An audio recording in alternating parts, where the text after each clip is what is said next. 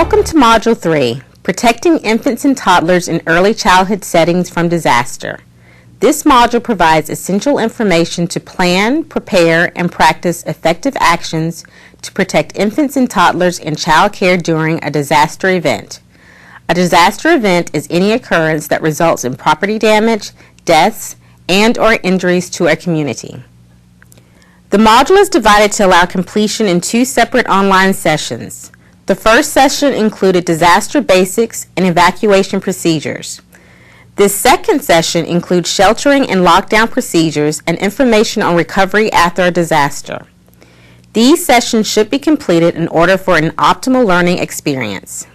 You are presently in Session 2, which will be about 25 minutes in length. If you have already finished Session 1 as recommended, you will be able to download your training certificate after watching this video and completing the related post-test and training evaluation. The content of this module is based on the 3rd edition of Caring for Our Children, which is the definitive source on best practice in health and safety in early care and education settings. Links to the standards used in the development of the content in this training session are available on the Disaster Preparedness module page of the Building a Healthy Start website at www.adph.org/healthystart. All of the Caring for Our Children standards are available online at www.nrckids.org. As discussed in Session 1, best practice in child care is based on standards, guidelines, and regulations. As a reminder, the content of this module is based on the best practice standards published in Caring for Our Children. These standards may or may not have been adopted as regulations in Alabama. Caregivers should be familiar with state and local child care regulations and operate in compliance with such regulations. Every individual responsible for the care of children may at some point be considered a disaster service worker. All caregivers should be prepared to respond immediately and appropriately to disaster situations. Every early childhood program should have a written disaster plan that addresses various situations that could occur in your community. This plan describes the actions to be taken in the event of a disaster. Throughout this training, you will explore components of a disaster preparedness plan and consider practical ways to address these components within your program. Your community's first responders, defined as firefighters, police officers, paramedics, and other professionals who provide assistance on the scene of a disaster, are often important partners in the development of your plan. In Session 1, you learned about the basics of disaster planning, including staff responsibilities, warning systems, head counts, identification, communication, and practice drills. Session 1 also addressed evacuation procedures. In this session, you will learn how to respond in situations requiring shelter and lockdown so that you can prepare for and conduct practice drills for these situations. In addition, this session will provide information on what to do after a disaster event. Remember, planning, preparation, and practice saves lives. Let's begin by learning about situations that require shelter. Tornadoes and severe wind events can bring winds that reach 300 miles per hour. They can strike with little or no warning and may cause injury and loss of life in minutes. In these situations, you need to immediately take shelter. It is important to understand weather alerts. A watch means weather conditions are right for a possible tornado or severe weather such as wind and hail. During a watch, stay indoors and prepare to take shelter. Gather the supplies that you will need, such as blankets to protect children from debris, and your caregiver to-go bag. Remember from Session 1, the caregiver to-go bag is a backpack or other bag in which you carry essential supplies, such as a flashlight, communication device, first aid supplies, identification for children, emergency contact information, and the daily attendance roster. A warning means a tornado or severe weather event has been detected and may affect your area. Immediately take children to the designated safe shelter. Early weather alerts are essential for safety. Every program should have a NOAA weather radio programmed for alerts in the local area. In addition, Sign up for text and cell phone alerts. You must act immediately in a tornado or severe weather situation. Gather the children who are in your direct supervision. Quickly look throughout your room, checking cribs, under tables, and other areas where children may be playing or hiding. Count heads and compare to the daily attendance roster. Remember, as discussed in Session 1, if one of your enrolled children is with another caregiver, then that person will care for that child. Go to the closest tornado shelter, as practiced during drills. Count heads again. Help protect infants and young toddlers by placing them as low to the floor as possible and covering them. Have older toddlers assume the tornado safety position, which will be described in an upcoming slide. Remain in the tornado shelter until the all clear message is received. The purpose of a tornado or storm shelter is to put sturdy walls between children and the outside. There may be several tornado shelter areas within a building. All staff should know the safe shelter closest to their classroom and nursery. The safest shelter in a tornado or storm event is on the lowest floor. Choose a room or area without windows and that is away from outside doors. The area must be easily and quickly accessible and large enough to accommodate both adults and young children. Once you identify the area, make sure it is as safe as possible. Be sure shelving and furniture is securely bolted to the walls. The shelter area should not have any glass items or other objects that could fall or become projectiles. Clearly mark the area with tornado shelter signs. Look at this illustration of a classroom. Notice there are windows and an outside door along one wall of the room. The safest area within this room is the restroom. In this example, the restroom is large enough for both children and adults to take shelter. Also, there are no windows, and it has at least 2 sturdy walls between children and the outside. This illustration shows the route to the closest tornado shelter in a small center facility. Notice that the shelter areas are restrooms with no outside windows. These rooms are safer than the hallways because the hallways have outside doors at each end. When creating maps for evacuation routes, be consistent in the color coding throughout the building. Always use the same color for the tornado escape route and the tornado safe area. In this map, the route and shelter areas are marked in blue. Ask yourself, where is the closest tornado shelter from my classroom or nursery? This illustration shows the route to the closest tornado shelter in a family child care home. In this example, the hallway is designated as the safest area. Unlike centers, the bathroom in a family child care home will more likely have a window. Ask yourself, where is the safest area for tornado shelter in my family child care home? If you are unsure of the safest area for your home or child care center, contact your local emergency management agency. Someone from a community safety department can visit your program and help you identify the safest shelter area. The tornado safety position helps protect children from flying debris. Once you are in the safest area, place infants and young toddlers as low to the floor as possible. This positioning may require holding and covering the child with your body. Help older toddlers in the tornado safety position. They should sit or kneel facing the wall with hands over the back of their head and neck and tuck into a ball. Cover children with blankets to protect them from debris. Now let's learn about taking shelter during an earthquake or explosion. An earthquake or explosion may cause shaking and destruction. The initial event may be followed by subsequent shaking or explosions, causing further destruction. Injury can be caused if a child falls, if an object falls and hits the child, or if walls and ceilings collapse. Immediately take action at the moment of any loud explosive noise. The phrase to remember is drop, cover, and hold on. This means that both children and adults should drop to the floor, take cover under a table or other piece of sturdy furniture, and hold on to the legs of the furniture.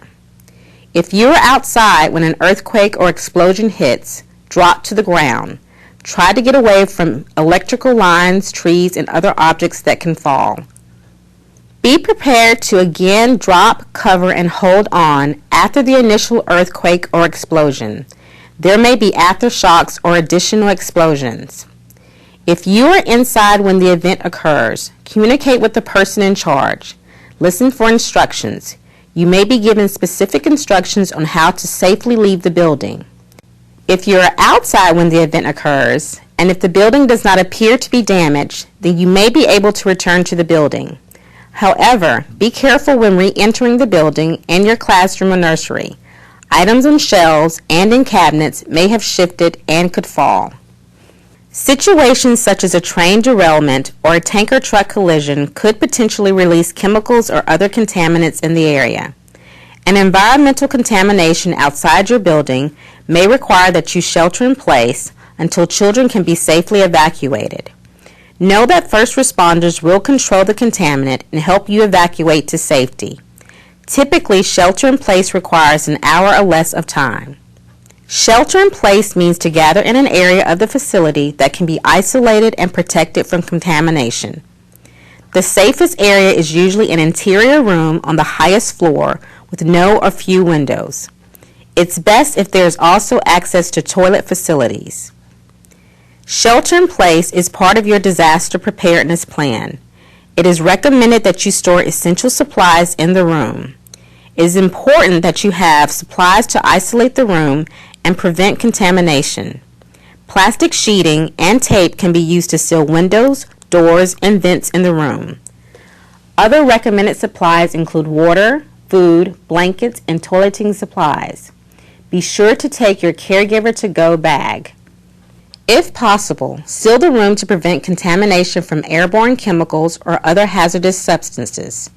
You will need to cover doors, windows, and vents with plastic.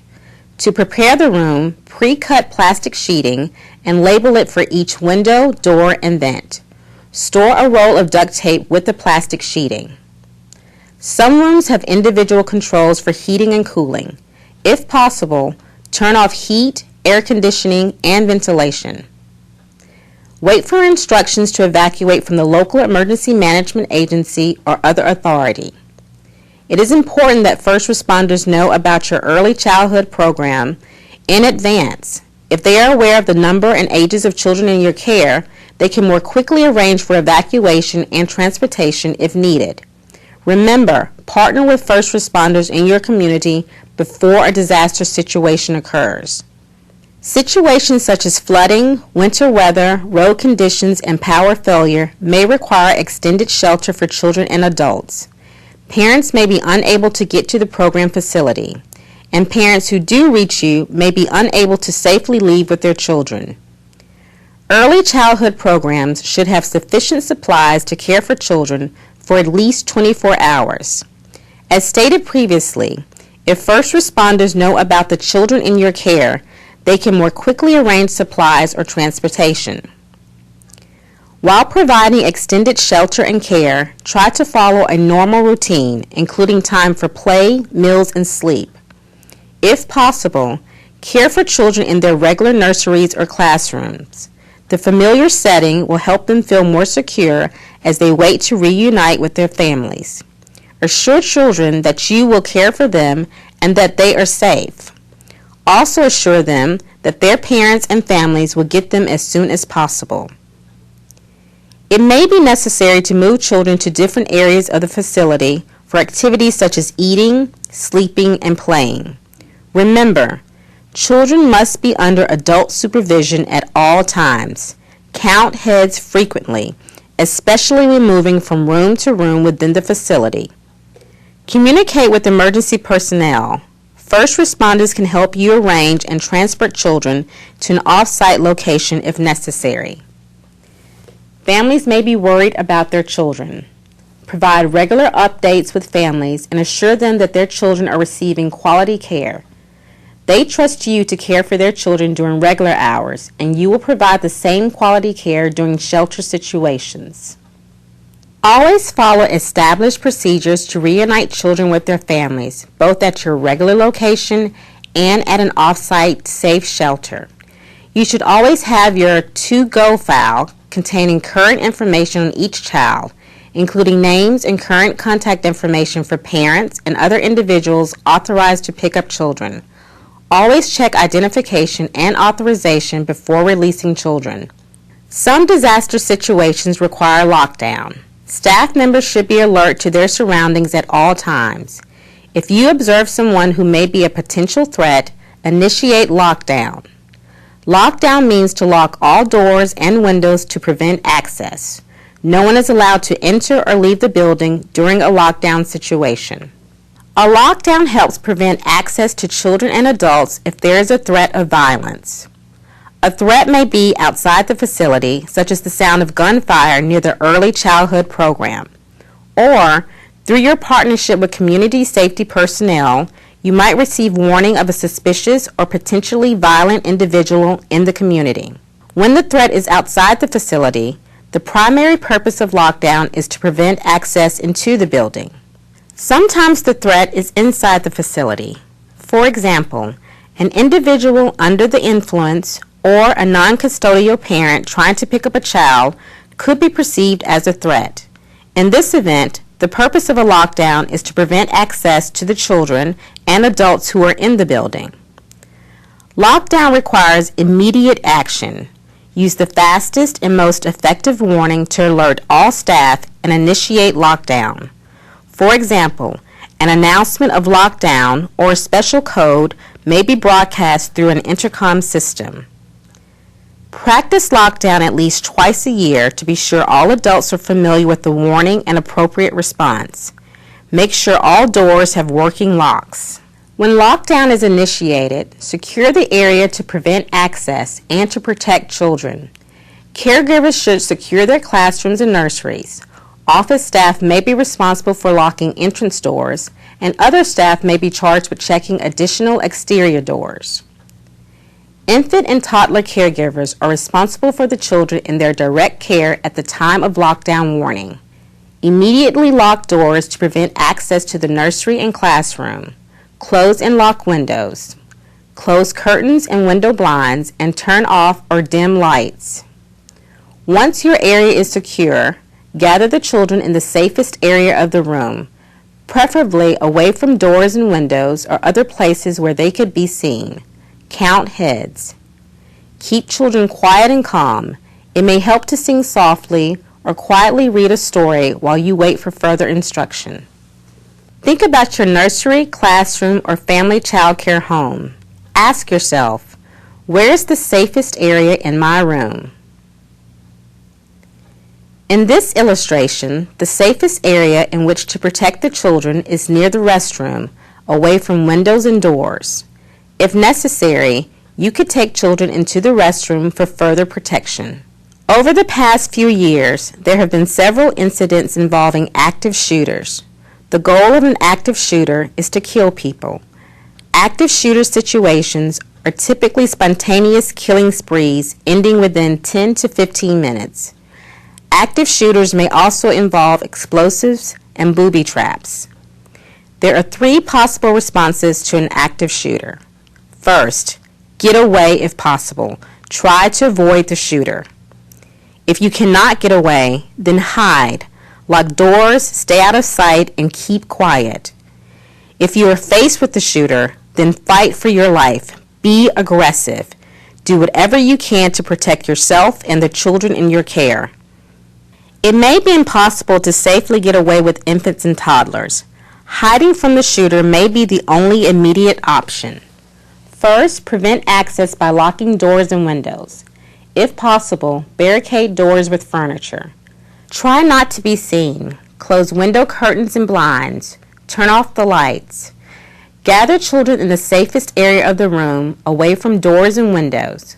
Put as many walls and barricades as possible between you and the shooter. Keep children quiet. You may hide children in closets and cabinets if possible. Turn off cell phone ringers, radios, and other sources of noise. If an active shooter enters your room, fight for your life. Distract the shooter by yelling loudly and throwing objects. Improvise weapons with items at hand, such as lamps, chairs, or even aerosol sprays. Go for the eyes, throat, or groin of the shooter. Be aggressive. You have learned how to respond to disaster situations and ways to stay safe. Now let's talk about your role after a disaster event. Take steps to keep children safe and reunite them with their families. After a disaster event, you may be located at an off-site location. While waiting for their families to arrive, maintain a safe and secure environment and continue to provide quality care for all children. Frequently count heads. Infants and toddlers must be in the care of an authorized caregiver at all times. When families arrive, follow your program's established procedures when signing out children. Be sure children are released only to authorized individuals. Check photo identification of individuals picking up children, even if you recognize the person. Also, double-check the identification of each child before they are released to family members. After a disaster event, it is common for children to exhibit behavior changes. Even very young children are affected by events. Children's reactions to a disaster event are individual, and the severity of their reactions may depend on their experiences during and after the event. Infants and toddlers may be irritable, cry more than usual, and want to be held and cuddled. They may seem to startle easily, act withdrawn, or fear separation from the parent or primary caregiver. Toddlers may revert to earlier behaviors, such as thumb sucking or bedwetting. They may demand attention through positive or negative behaviors. As children return to their familiar early childhood setting and primary caregivers, they begin to feel more safe and secure. You can help children learn to cope with what has happened. Children respond to the emotions and actions of their caregivers, so be calm, reassuring, and patient. Older toddlers have more verbal communication skills and may have questions. Encourage children to talk about the event if they want to and acknowledge their feelings. If toddlers have questions, answer them simply and appropriately. Children may exhibit different emotions after an event. Some children may seem afraid, while others indicate anger. Other children may simply seem happy to be back in their familiar environment. These reactions are normal and should be acknowledged. You can help children cope by maintaining daily routines and familiar activities. Disaster events sometimes change lives and environments. Homes, pets, and favorite toys may be gone. As time passes, focus on positive actions to rebuild and recover. Assure children that you will care for them and keep them safe. Disaster events affect everyone, both children and adults. It is important that you also take care of your own needs. By helping yourself, you are better able to provide quality care for infants and toddlers. Remember, every individual responsible for the care of children may at some point be considered a disaster service worker. Plan, prepare, and practice so you will respond immediately and appropriately in a disaster event. Your response could save a life. Be sure to review the handout, Disaster Preparedness Resources, which will provide you with online information to assist you with your program's disaster preparedness activities. Thank you for your participation in this training session. If you have not completed Session 1, please do so in order to finish the entire module. The training module team may follow up with you in 3 months to see how you have used this information. A short post-training survey may be sent to you at the email address you provided during registration.